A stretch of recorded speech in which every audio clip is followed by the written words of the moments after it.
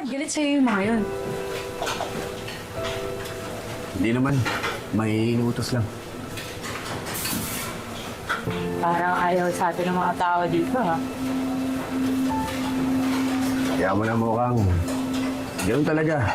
Kapag bago ka sa trabaho, hindi talaga agad magugustuhan ka nila. Mabuti pa, pagpasensyaan na lang natin. Wow, ikaw ba yan? Totoo ba, Tanggol? Nagbago ka na nga talaga. Pagpasensya. Okay, kailan pa? O Kang, diba sinabi ko naman sa'yo, gagawin ko ang lahat.